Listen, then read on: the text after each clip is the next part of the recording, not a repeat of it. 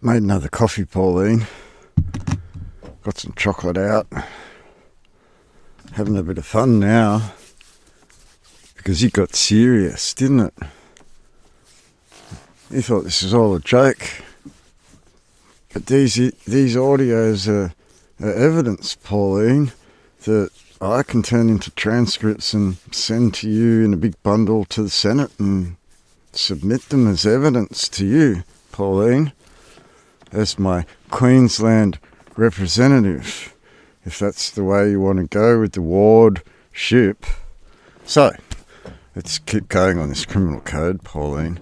But before we go on the criminal code here, which I've opened up at Section 270. Ooh, Section 270. We need to kind of go and look at international treaties here. And I'm just going to scroll back up to the top here.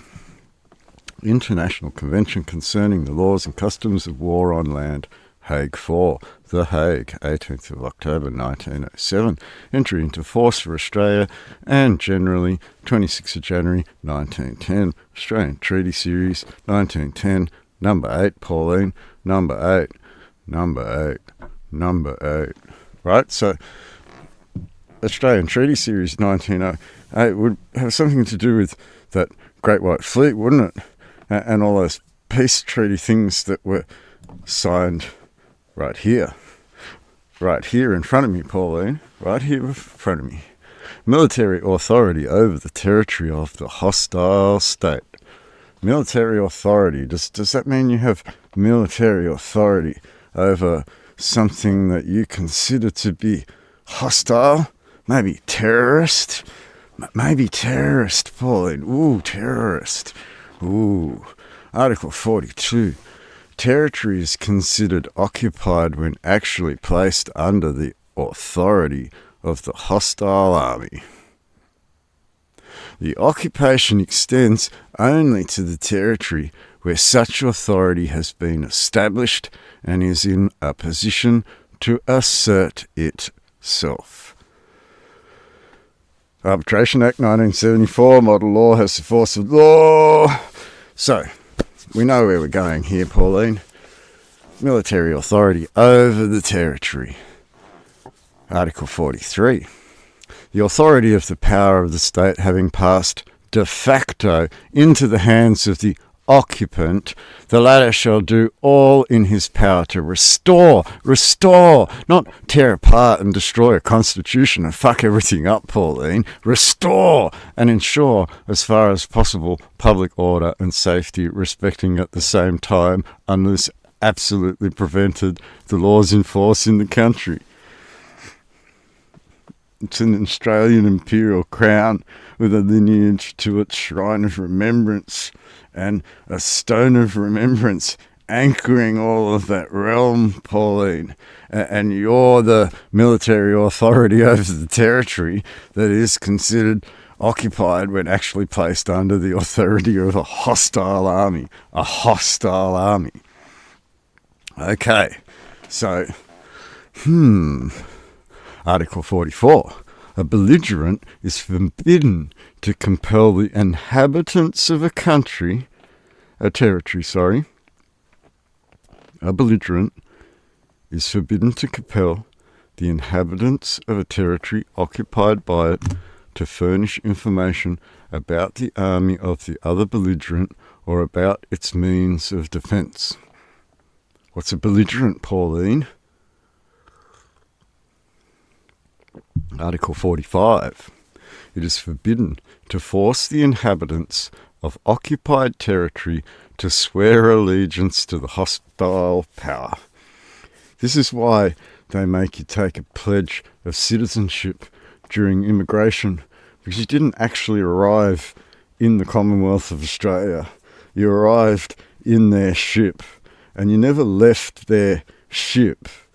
You had liberty or shore leave to leave their ship and go and work for them on the land. This is the way it's set up. It's a sad situation, but it's true. Right?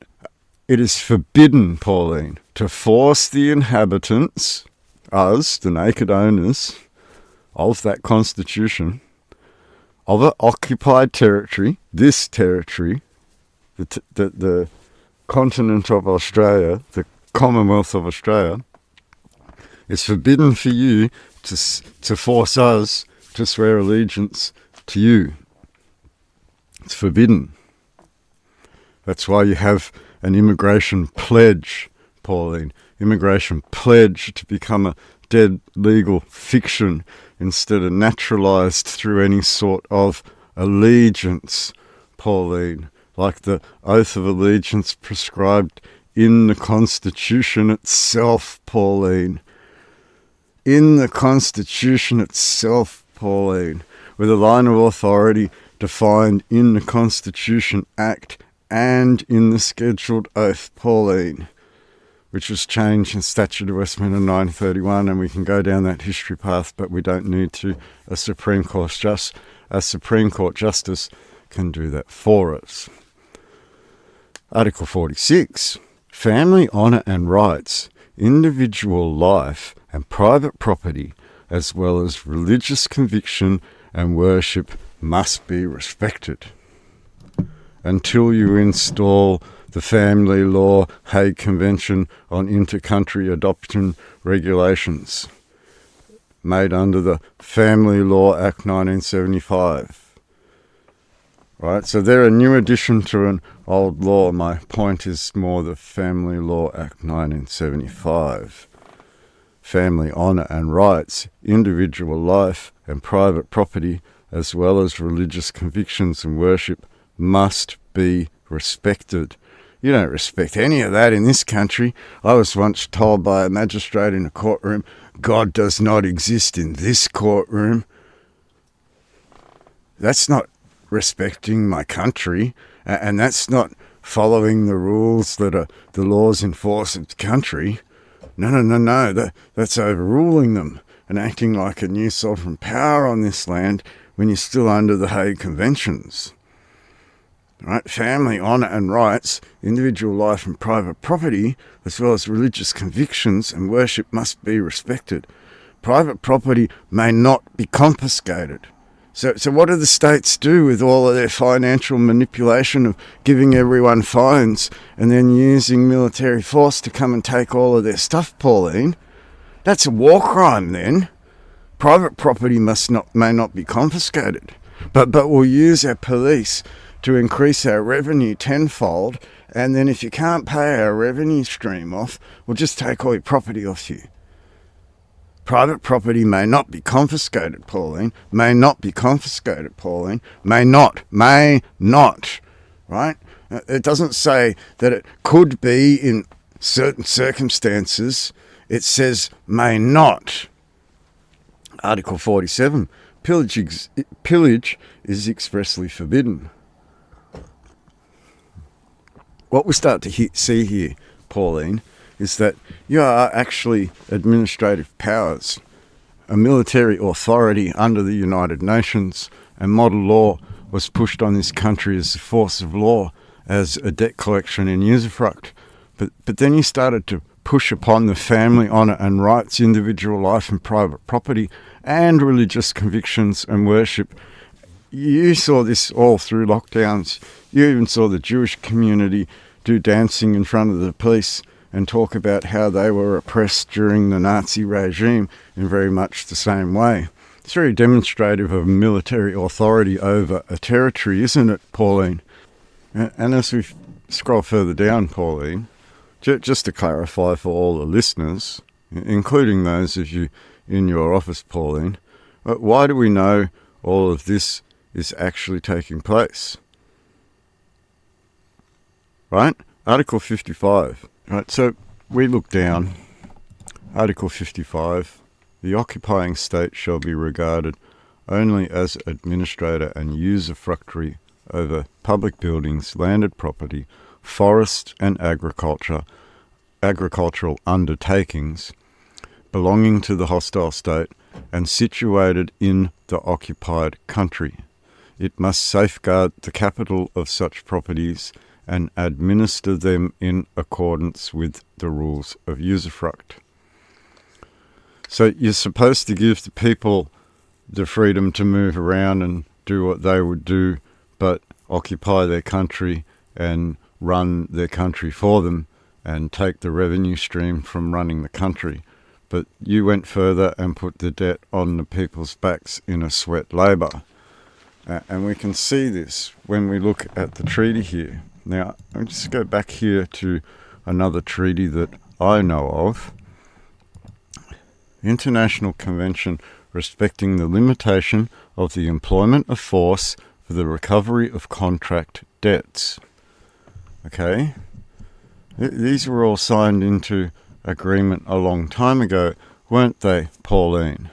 Now, the contracting powers agree not to have recourse to armed force for the recovery of contract debts claimed from the government of one country by the government of another country as being due to its subjects or citizens.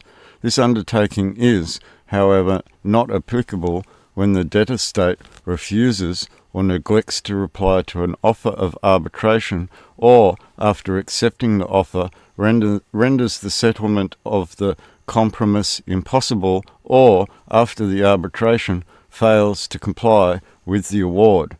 Now, what happens if that's a war criminal? Do you still owe a war criminal money after you've put him in jail or executed him for his actions? We are talking about forced medical procedure here, Pauline. Do you understand what I'm saying here? In that you're playing a game where you're letting warmongers walk all over the top of a crown, and it's God and its lawful right to speak up in relation to criminal actions within the realms of these laws, Pauline.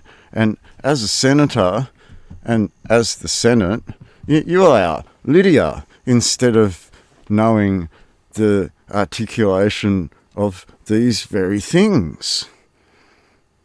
Right, so we kind of know that now we have a right of family. People can't go to war over us to the collection of debts. What the police do in New South Wales has already been proven to be a war crime. And now we get into the loss of family rights, don't we, Pauline? By the use of a person and the pushing down of what could be a free people into being wards of the state, Pauline. Real wards of the state who are then used as fodder in a bondage system to borrow money on a world stage. A real slavery and bondage system that has been set up since 1930s, Pauline. Since the 1930s, Pauline. And going back as far as the Civil War in America, Pauline, going back that far, where they had wars in relation to actual slavery, Pauline, and then an abdication of a throne in 1936, the abdication of a throne that had abolished slavery to only bring slavery back onto those people again, Pauline. Only to bring slavery back onto those people again, Pauline. And that's what you do inside the Australian government. That's exactly what you do inside the Australian government, Pauline. We've had a look at the Hague Conventions, and we'll go back there quickly, Pauline. Just go and link quickly back there, and we'll go down, because there was something else I wanted to read down here at Article 55, right? Article 53, an army of occupation shall only take possession of cash, funds, realised securities, which are strictly the property of the state, depots of arms, means of transport, stores and supplies, and generally all movable property belonging to the state which may be used for military operations. Now, what did the Pope just do recently? He called in all movable property, didn't he? He called in all movable property, except in cases governed by naval law all appliances adapted for the transmission of news and for the transport of persons or goods, whether on land, at sea, or in the air, depots of arms, and in general, all kinds of war material may be seized, even if that belong to private individuals, but they must be restored at the conclusion of peace, and indemnities must be paid for them. Right? What happens if that goes on for generations, Pauline? Well, what happens to this Sestaguvie kind of claim if that goes on for generations? That's a problem, isn't it? If you owe something to a family from like 4 generations ago, what if these families are linked to that Civil War in America and they've been under this Abraham Lincoln citizenship model for a very long time? Right? When does the conclusion of peace occur? Is that when we raise a truce flag and come home from the hostilities and point the finger out at war criminals out on those battlefields? Look at you and look at you and look at you. Is that the truth, Pauline? Because we haven't even got to the criminal code back again yet. Article 56, the property of local authorities, as well as that institutions are dedicated to public worship, charity, education, to science and art, even when state property, shall be treated as private property. Any seizure or destruction or willful damage to institutions of this character, historic monuments, works of science and art are forbidden, is forbidden, and should be made the subject of legal proceedings. That means the door of the Parliament, Pauline. That means the very door of the Australian Parliament. They are obligated, the property of local authorities. That's that property of us, the people, okay? Dedicated to public worship. Well, that's our Parliament, Pauline. That's where we do all the God stuff and law stuff, isn't it? Okay, charity, education, and to science and art, even when the state property shall be treated as private property. Treated as private property. Right? Any seizure or destruction of or willful damage to institutions of this character, historic monuments and works of science and art is forbidden and should be made the subject of legal proceedings. Now, what happened there? Oh, we'll slap you on the wrist and let you off, but we had a legal proceeding. I don't know what's going on in this country, Pauline. I really don't know what's going on in this country when we arrive at the criminal code and go to Subdivision B, slavery. Coffee's hot. Pretty good. Right, so 270.2, slavery is unlawful. Slavery remains unlawful and its abolition is maintained that despite the repeal by the Criminal Code Amendment Slavery and Sexual Servitude Act 1999 of imperial acts relating to slavery. Slavery remains unlawful even though you repealed Slave Trade Act 1807. Slave Trade Act 1873, 1874. Now, I heard in London that the judges there said, ooh, that's all about the Admiralty and slavery, and we're the Admiralty and slavery. We better get rid of this Imperial Act as the St. Edward's Crown, right? Slavery remains unlawful and its abolition is maintained despite the repeal by the Criminal Code Amendment of imperial acts. So you go about undoing an imperial act you have no right to add it to you. Yeah, I don't have a problem with you codifying it, but why'd you repeal something you have no right to repeal? It's an imperial act, and you are the St. Edward's Crown. We go on, because that's confusing, Pauline. That's totally confusing. The Slave Trade Act should apply. 1874, 1873 Slave Trade Act. So, imperial acts relating to slavery? Aren't we allowed to hold you account to slavery in our own law, Pauline? Is that what you're telling us? Because we're the imperial. Well, I think these acts apply, 1873, 1874, regardless of what your judges say. And now we're just going to use the criminal code to demonstrate very clearly, But you've done something very wise and smart, haven't you? You've done something very wise and smart, haven't you? Slavery offence. A person who, whether within or outside Australia, intentionally. 2, a person who, A, whether within or outside Australia. Now I'd like you to define Australia for me, Pauline, in this act after you've removed imperial acts related to the Commonwealth of Australia, related to our side of the fence in the international play game where this is your side of the fence. Either way, do you understand what bondage is? Reduces a person to slavery. Is that what you do when you use reserve bank notes and dwindle them down till they can't save anymore and push the price of everything up in their market so they can't afford it? Is that what happens when hyperinflation comes along because you swindled them out of their gold and their silver? Is that what happens? Reducing a person to slavery by the sheer fact that you're the money man, the money lender in the temple? Possesses a slave or exercises over a slave any of the powers attaching to the right of ownership. What persons does the Governor-General own? Or is he just an administrator of them, Pauline? Now, if the Burgess registers of the City of Sydney and the City of Melbourne were handed to the Commonwealth Government or the Australian Government in 1974, would that constitute slavery? Would that constitute attaching the right of ownership?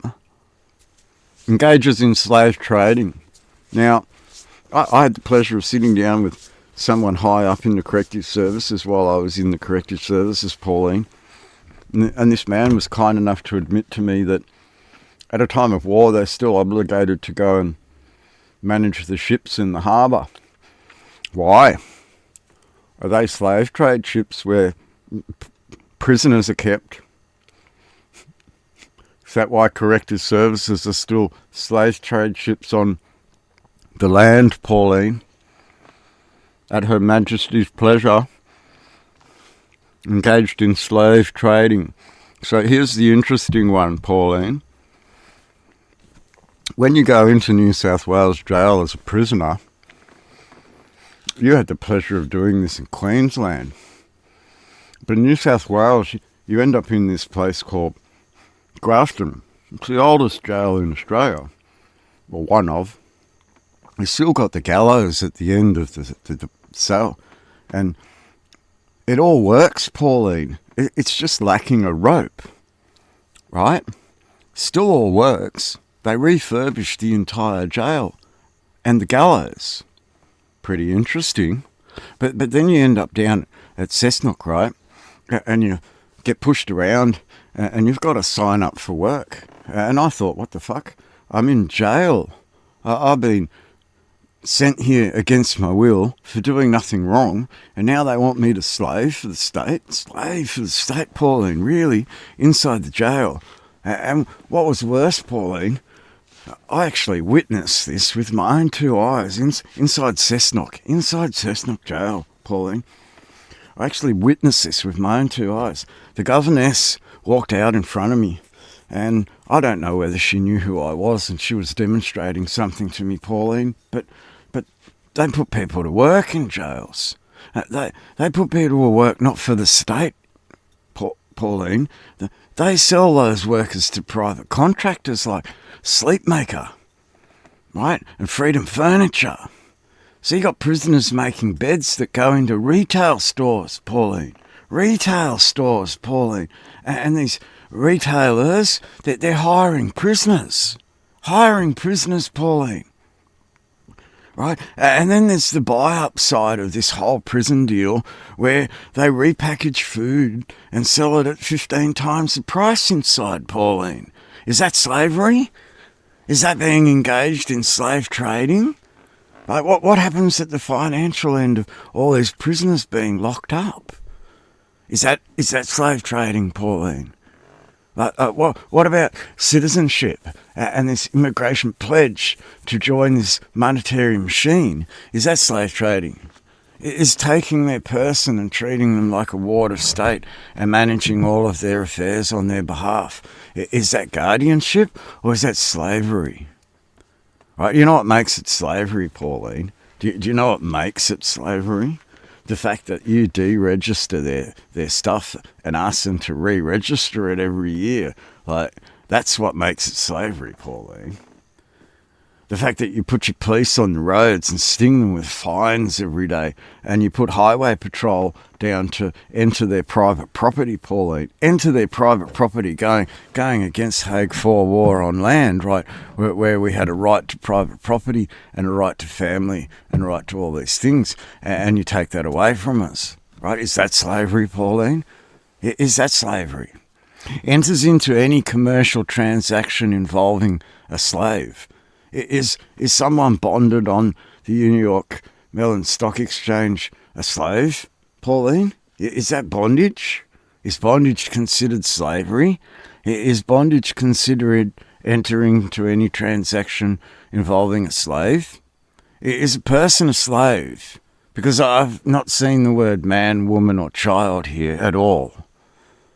Right? That's a bit of a conundrum. So we're talking about financial persons here, are we? Entered into any commercial transaction. Did you take my estate and put it up on the New York Stock Exchange so that you could borrow money for the country? Is that what you did, Pauline? Exercises control or direction over or provides finance for any act of slave trading or any commercial transaction involving a slave. It seems to me that's what you did, Pauline. Exercising the control or direction over, that's guardianship of my estate against my will. I think I'd like it back, please. And going by those conventions, that goes back as far as the beginning of all this happening. So how many generations of my family have you put this in? A slavery deal, Pauline. I'd like it all back, thanks. I'd really like it all back now. You know, I'm not dead. I'm not lost at sea. Not at war. Come to peace. Found my gods. Found my anchor stone. Like it all back, Pauline. Really like it all back. You know, and these slave traders, these ones that we call corrective services and these ones that we call forensic mental health, these are the ones that we call witch doctors, right? These are the ones we call neuromancers. They bring the dead back to life and then they experiment on them. It's like the Frankenstein story. Penalty, imprisonment, 25 years. 25 years, Pauline. 25 years for taking my estate against my free will, not recognising my family rights and honour, not recognising my religious rights and duties. It is all Hague Convention stuff that you as the Australian government fail to recognise at any time by pushing this world upon everybody at the force of a gun. At the force of a gun, Pauline. At the force of a gun. So is that slavery? Is that slavery, Pauline? Just wondering, like, is that slavery? Right, so slavery-like offences. Definition of servitude. For the purposes of this division, servitude is the condition of a person, the victim, who provides labour or services if, because of the use of the coercion, threat or deception, it is a labour organisation or a forced industrial revolution 4.0 coercion, threat or deception, Pauline. Is World Economic Forum masters dictating the way Albo and all these companies go with their ideologies of inclusion? Is that coercion, threat or deception? Does that equal servitude, Pauline? Is that slavery, Pauline? These are real questions, Pauline. This is a criminal code. You've got to be able to answer these questions. I'm putting these questions to you as a senator, and I'm making accusations, Pauline, real accusations to a senator, Pauline. Real accusations to a senator about a prime minister, about New South Wales police, about corrective services, about all these institutions that might be guilty of some form of servitude, Pauline, or slavery, Pauline. Servitude offences. A person commits an offence if the person engages in conduct and the conduct causes another person to enter into or remain in servitude. Penalty, in the case of aggravated offence, is that when you use the police force to bash them into compliance, smash their windows, drag them out of their homes? Pauline, imprisonment 20 years. Imprisonment 20 years. Is that servitude, Pauline? Is that servitude? I'm kind of confused here, Pauline. Being the naked owner of a constitution and recognising foreign curial power invading and occupying and administering that constitution under the United Nations and these very Hague Conventions, I'm a bit confused here, Pauline. Totally confused. Right? So, in any other case, imprisonment 15 years. Right? So, is forced labour. For the purposes of this division, forced labour is the condition of a person, the victim, who provides labour or services if, because of the use of coercion, threat or deception, a reasonable person in the position of a victim would not consider himself or herself to be free. Is that a mandate? Is that you can't have your job unless you have the jabbies? Is that coercion? Is that forced labour? Like you can't do your job unless you have the jabbies, right? Or is that you need to go to work because all these things are happening? We're a forced industrial revolution, right? We're force you into work. Forced industrial revolution, Paul. Forced industrial revolution. Is that when you make people so poor that they have to beg and scrap for everything and they have to work 60, 70 hours a week just to get by? Is that forced labour? I'm a bit confused here, Pauline. Totally confused why countries not using gold and silver and you're selling them into this involuntary servitude, I'd call it. It's totally involuntary, isn't it? You force this immigration upon them. Force this immigration upon us. We're the crown and you forced it upon us. You forced my family to take citizenship when we were the crown, Pauline. I mean, when do you give me my stuff back? Right? I've got a certificate for indemnity, according to the Lieber Code, which became the Hague Conventions, and you took these things out of the Lieber Code and didn't put them in the Hague Conventions. Does that mean they don't apply? Of course not. Of course not. They do apply. You're fully aware that they do apply. Deceptive recruiting for labour services, a forced industrial revolution 4.0. Now, does that mean they've done it 3 times before, Pauline? 3 times before. This is a real big question, isn't it, Pauline? Very big question, isn't it, Pauline? 3 times before. Right, so I could keep going through 270. I mean, it goes into forced marriages. It goes into offensive debt bondage, Pauline. 270.7c. A person commits an offence of debt bondage if the person engages in conduct that causes another person to enter into debt bondage and that person intends to cause the other person to enter into debt bondage. Right, that's exactly what we were talking about, isn't it, Pauline? Exactly, to the letter, 270.7c. In the case of aggravated offence, see section 270.8, imprisonment for 7 years. In any other case, imprisonment for 4 years. So we go back to that Hague Convention again, Pauline, right? What did it say?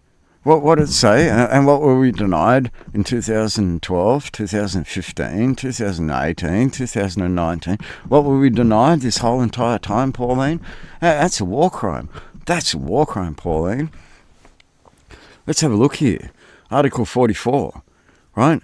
A belligerent is forbidden to compel the inhabitants of a territory occupied by it to furnish information about the army of the other belligerent or about its means of defence. We don't have to tell you jack shit, and you are not supposed to tell us jack shit, right? So, Article 45, it is forbidden to force the inhabitants of an occupied territory to swear allegiance to the hostile power. It's forbidden. Why do you do it? Family honour and rights, individual life and private property, as well as religious convictions and worship must be respected. Private property may not be confiscated. Why do you do it? So if these things are right, Pauline, then offensive debt bondage is pretty evident on the SEC when you go and type in Commonwealth of Australia Schedule B SEC in Google. You'll probably find the document, and then if you read through that document, it will tell you how many people have been put up for debt bondage and how much money they borrowed for those people. It's very clear. It's in black and white, Pauline. It's in black and white. There are even signatures on that piece of paper, Pauline, making people directly responsible for engaging in the conduct that causes another person to enter into debt bondage. Would that be national debt, Pauline? debt bondage, national debt that's put on people's backs instead of on the usufruct of a country. So if we go back to those Hague Conventions again and go down to Article 55, the occupying state shall be regarded only as administrator, and usufructuary of public buildings, landed property, forests and agricultural undertakings belonging to the hostile state. Where in there does it say slavery of the citizens, Pauline? Please explain. Like, you've got to please explain, Pauline. Please explain, right? Please explain. Like, I've given relative evidence with 270.10. I think I've given you enough evidence to prove that debt bondage is occurring on the New York Mellon Stock Exchange, and Australia is using the Commonwealth of Australia's people as the debt fodder for those monetary financial circulations, Pauline, those securities. That's a really hard thing to realise, isn't it? And then as we go further down, we go into trafficking of persons. What's traffic, Pauline? What's trafficking, Pauline? Is that when you put persons' names on things and then you make them follow all of these procedures under the guise and guidance of a military force, like prisoners in an entire world game? Is that trafficking, Pauline? I'm just a bit confused here because this is what I'm seeing. I'm seeing the St Edward's Crown trafficking persons all around the world with Passepartout. Passepartout, where are you, Passepartout? Right? This is what I'm seeing, Pauline. They're not free people to move around and cross borders and do whatever the fuck they like. No. They're trafficked around in little tubes, in little planes that arrive at airports and seaports and things like that. I even saw an autoport out in the Australian desert, Pauline, a service station that used to be called an autoport. Right, we get into domestic trafficking of persons. Domestic trafficking in persons. Is that different to international trafficking of persons, Pauline? Is that different to debt bondage and the trafficking of those persons being the securities, the actual pieces of paper that are attached to the bonds? Is that trafficking when you move those pieces of paper around? Is that trafficking, Pauline? Is domestic trafficking when you take all of those pieces of papers locally and you swap them for some sort of financial position? Is that trafficking? I'm confused, Pauline. Like, we get further down and we get into drugs, and we kind of know what drug trafficking is, because what's trafficking, Pauline? How do you constitute trafficking? Why isn't it some sort of other criminal offence that's not trafficking? What's trafficking? Is it the movement of some sort of consigned goods or something, is it, Pauline? Across some sort of ocean or sea-bound trade route? Is that what trafficking is? Does that include all the lanes and shipping lanes across the land, Pauline? Is that what trafficking is? I'm having a real hard time wrapping my head around this one, Pauline. It seems to me like you're treating everybody like a slave in debt bondage, linked to this sort of monetary system where the moneylender's in the temple and you're allowing the moneylender to make all the rules over the people when the moneylender's only got rules over landed property, public buildings, forests and agricultural undertakings. That sounds like use of the fruits to me. Do they have use of the fruits of our loins, do they? These are real questions, Pauline, real questions. I'm reading from a lot of stuff that you should know. Okay, family, honour and rights, individual life and private property, as well as religious convictions and worship, must be respected. Private property may not be confiscated. What are you doing with all your fines and all your monetary hoo-ha? What are you doing with all your slavery and your monetary hoo-ha? These are real questions, Pauline.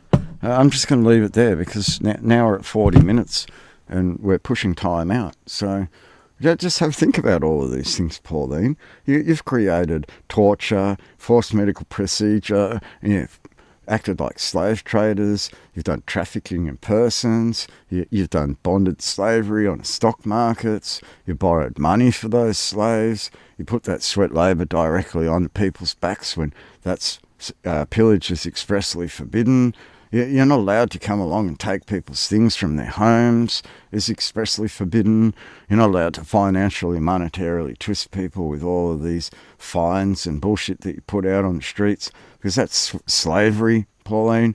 You're not allowed to deregister all their stuff and treat it like a privilege to use their own land, Pauline. These are all criminal offences when we start talking about knowing who you are in international law, Pauline. Right? And we don't stand down anymore. You're a bunch of war criminals. You're a bunch of eugenicists. You're a bunch of foreign oath-taking criminals that arrived in everyone's land and put them into real-world slavery for the last 70 years. And now that whole world's collapsed, isn't it? And we as the naked owners aren't going to allow you to mix yourselves with communists and undermine our constitution at this time. That's what the deal is here, Pauline. We just ain't going to let you do it. Or we'll take our constitution and we'll run it ourselves and ignore all of you.